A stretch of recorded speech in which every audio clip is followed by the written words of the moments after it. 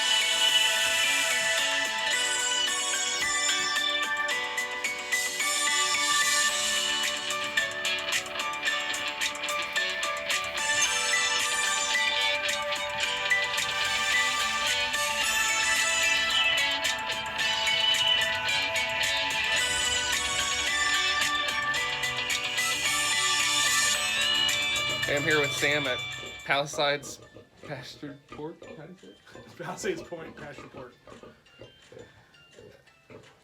I'm here with Sam. I'm gonna let him introduce his farm. Hey, we're out here at Palisades Point Pasture Pork, and we're taking a look at our pigs today. She's gonna nip at me here in a second.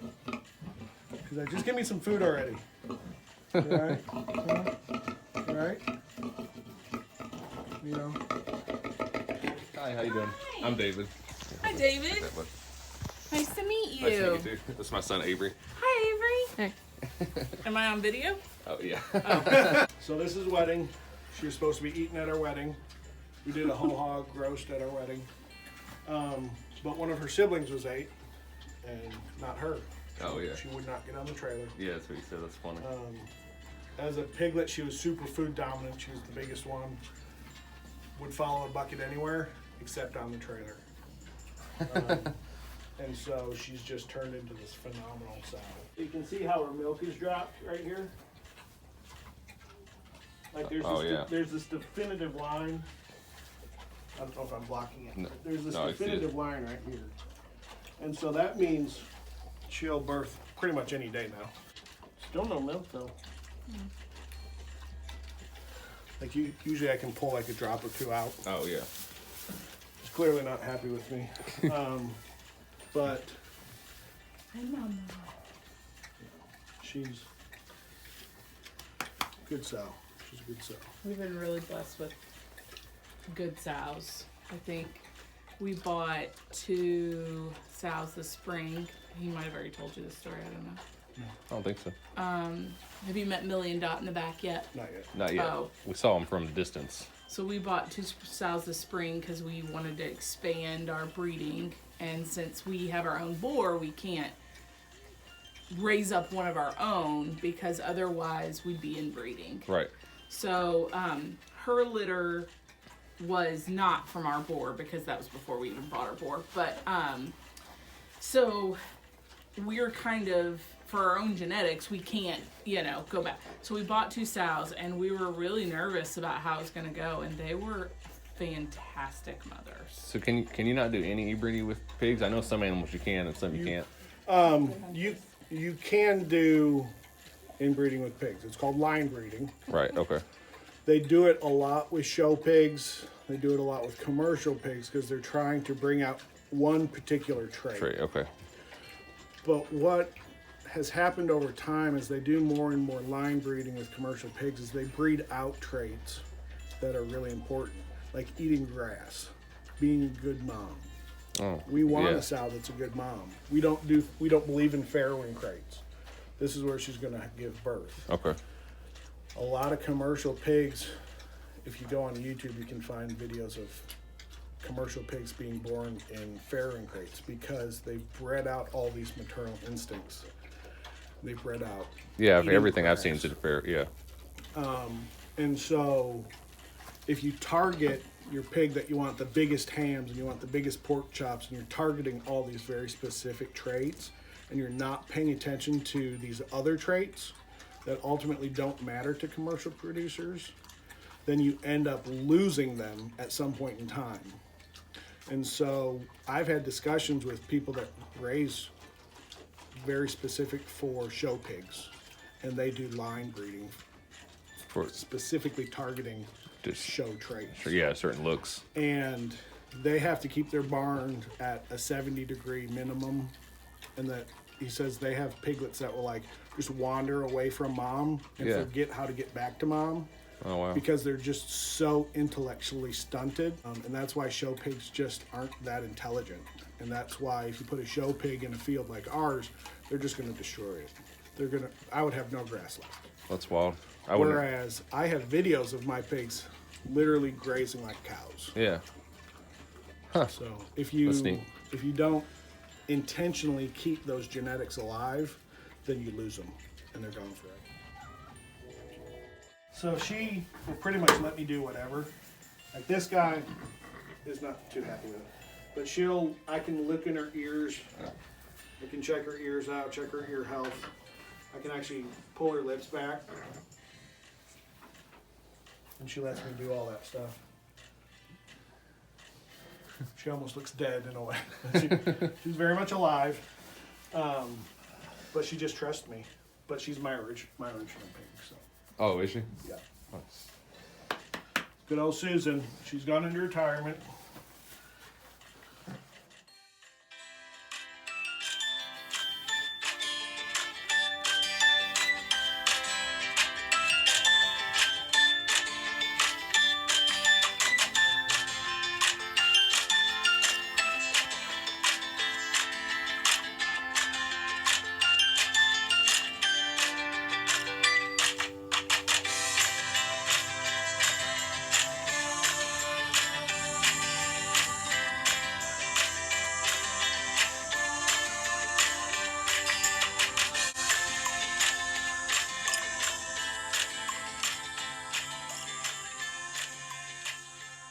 $250 for the two of them. Oh wow. And I was like, that's not something I pass up every day. Yeah. And we weren't even married yet at the time.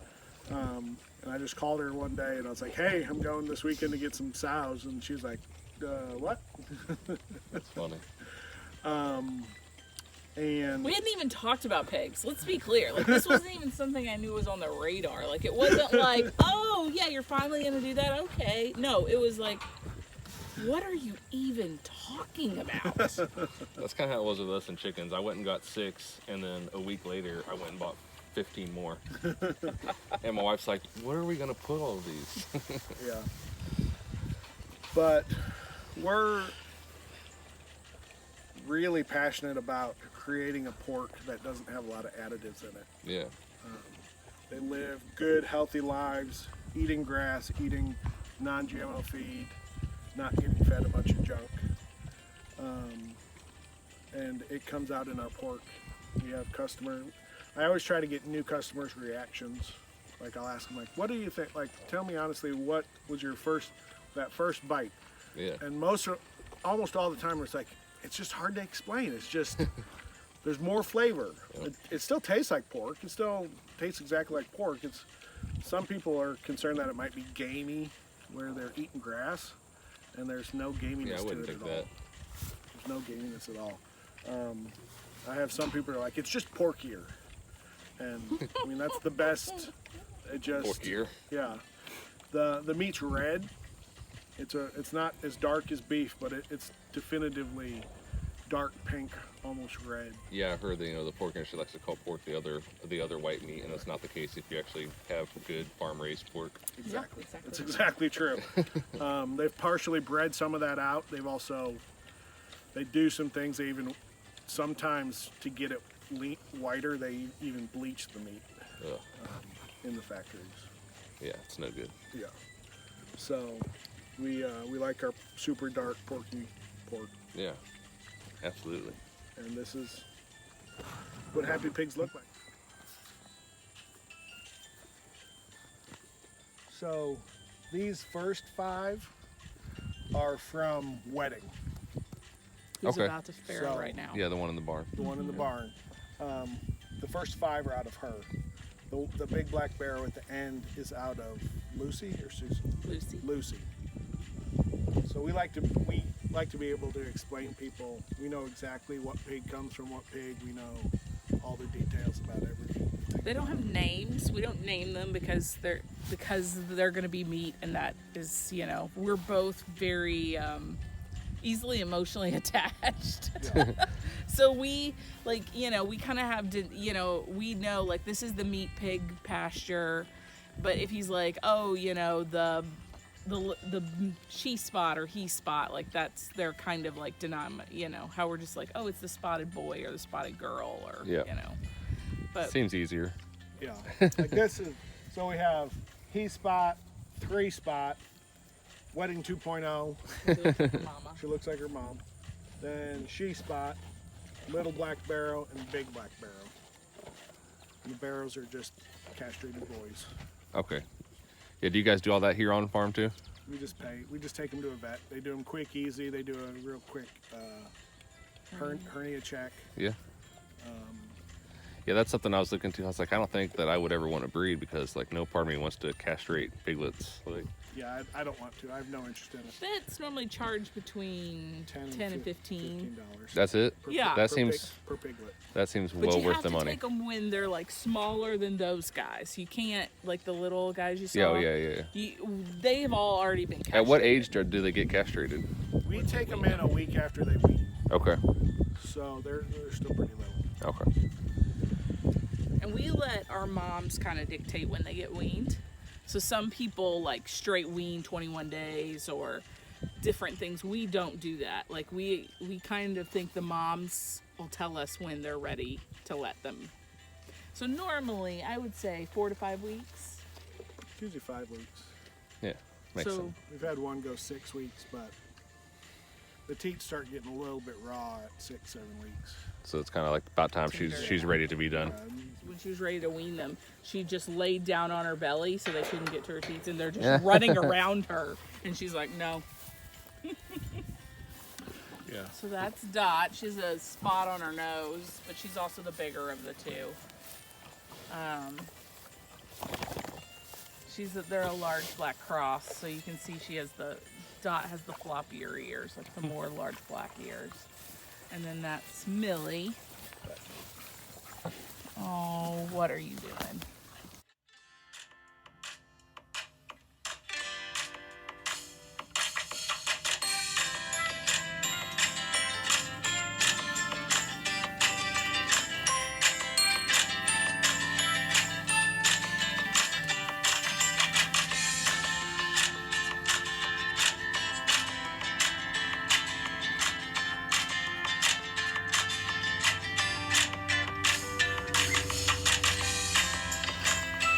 Now, if you go to a fancy restaurant, Berkshire's the big word of the day. Kind of Okay. like Angus beef. Yep. You get Berkshire pork. Ultimately, I think it has more to do with the way the pig lived its life. As far as quality of meat, Yeah. yeah, I agree. There is a lot of genetics to it. There's definitely genetic aspects of the quality of meat. There are certain breeds that have a different pH level naturally in their meat. And I've heard Berks have a really, I think it's alkaline that gets a better flavor. But I would think still, come on Caspian.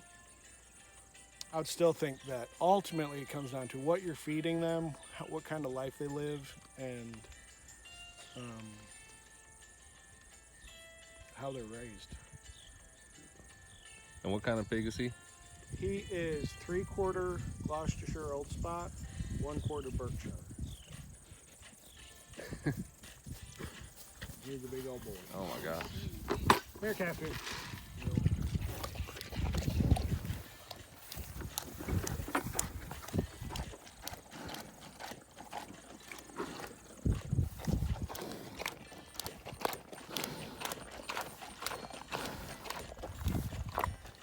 He's a real big boy. Yeah, he is. see his tusks there while he's eating.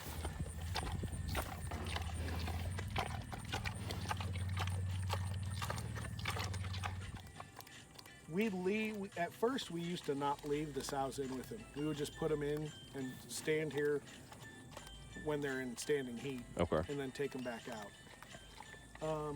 We've gotten to the point where we're putting 2 or 3 in at a time that they actually go in and stay with him, because they're not all going to be in standing heat at the same time. Okay.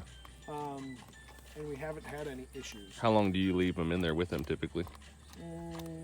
Month, 2 months, depending on how they interact. Okay.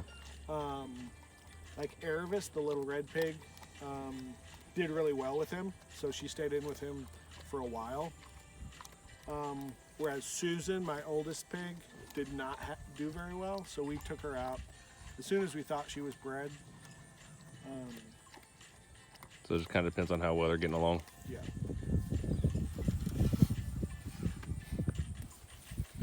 You like ear scratches?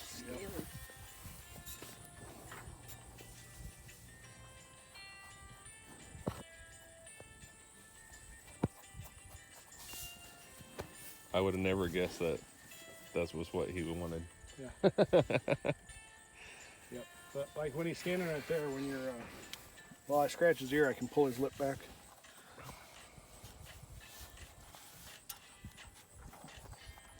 So those are those. Yeah.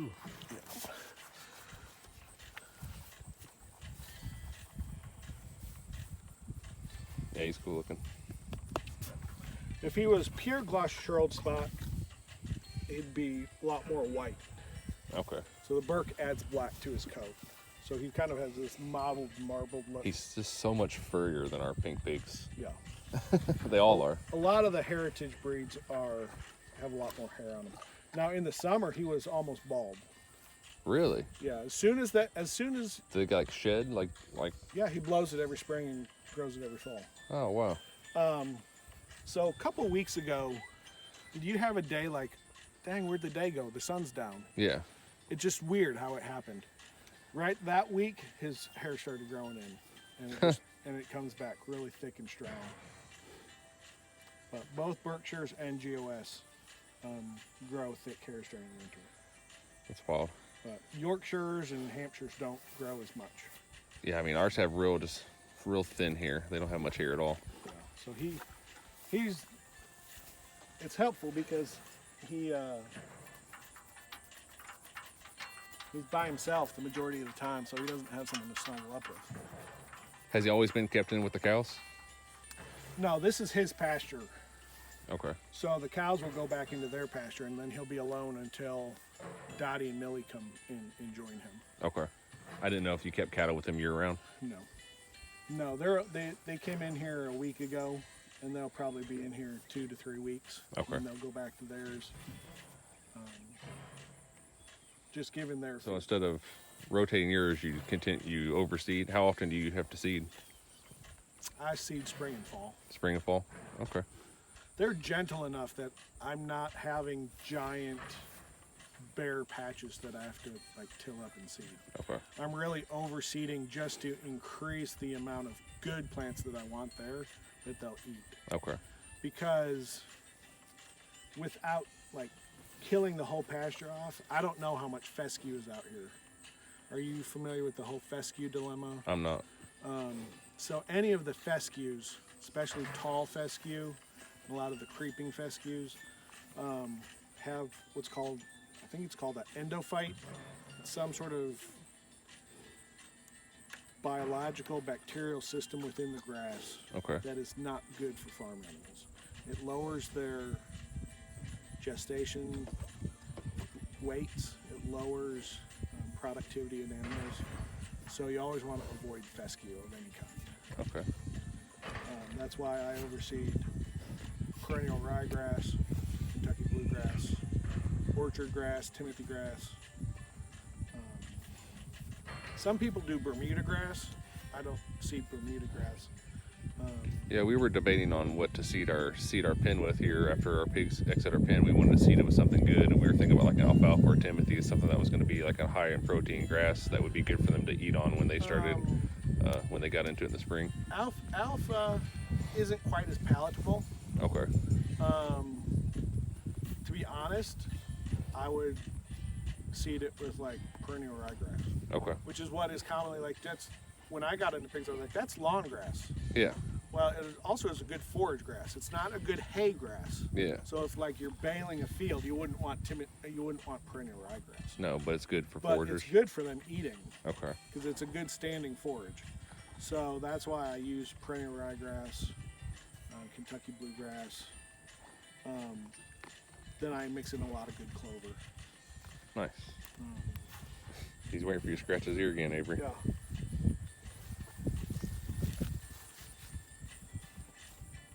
Second time he came over to you.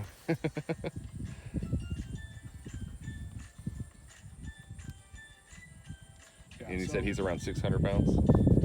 around there. Guessing 100%. He's been on a diet for a while. He was real big. You can see he has bigger front shoulders than back hips. So in the future, when I buy sows, I'll be targeting larger back hips so that they can balance each other out. Makes sense. He's got some big shoulders. So we sell a lot of Boston butts. So this is Lucy, who is sisters to Susan. Susan's the alpha, but Lucy's actually always been more fertile. Oh, really? So Lucy gives us really, really big litters. So those 4 girls that are in there were actually 4 of 6, or 4 of 10. We sold 6. We actually sold too many in hindsight. Probably only should have sold 4. We kept 6. But those 4 black ones are hers. Do you Want to have? come here and see what swine lice looks like? Absolutely. If I've never seen. So they kind of look like ticks. Oh, I see it. See, I don't notice anything like that on ours. Well, in all ideally, You're you farther out don't, in the woods than we are, though, too. right. Actually, but swine lice, once you get rid of it, you won't ever have to deal with it again. Okay. Because they really only exist on swine. And since we don't have wild hogs here, they won't get it. See, these 2 missed a round of ivermectin a couple months ago. And so when they were up in the barn, they probably got some eggs on them. And so now swine lice are propagating again. Which means I have to treat everybody on the property with ivermectin. A dose once and then a dose 21 days later to kill that cycle. And once you're done with swine lice, and if you have a closed herd like ours, Yeah. you won't ever have to deal with it again. Okay. So if I had done it last year properly, which I didn't do clearly, I wouldn't be dealing with this year. Okay. So there's things where you do it right the first time, and you don't have to deal with it. Oh, these guys get let out for the rest of the day.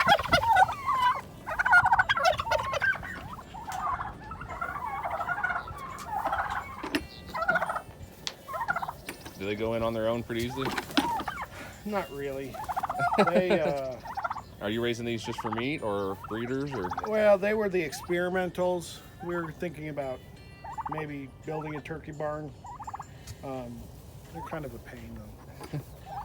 They always want to do everything you're doing.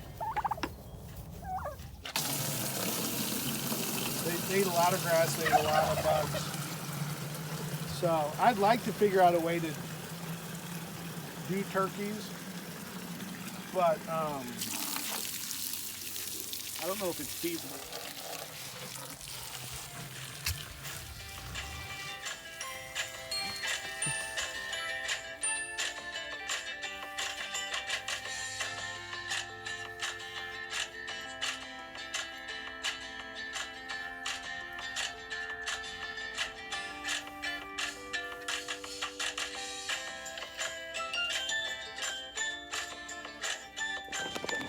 Getting attacked in the best way humanly possible.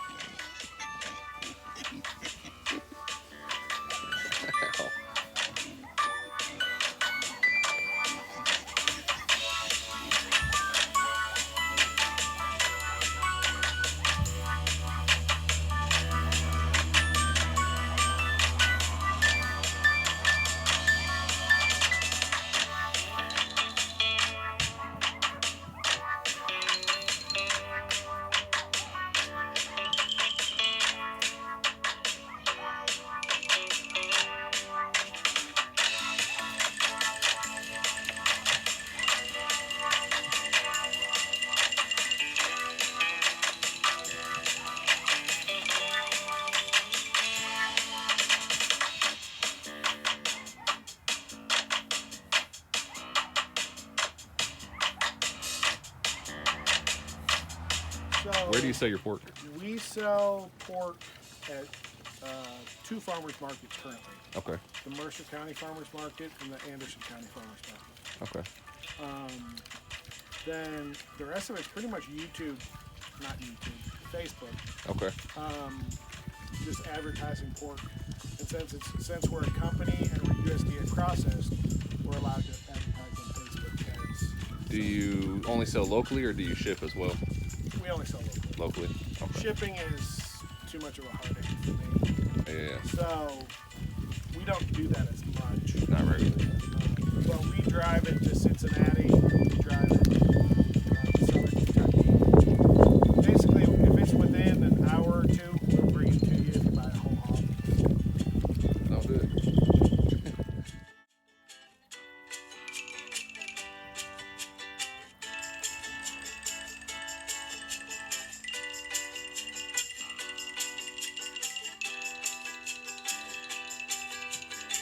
You ready to hit the road? Yeah. Well, I appreciate you showing us Yeah, around. absolutely. Definitely gonna keep in touch. Come buy some pigs if you want. Yeah,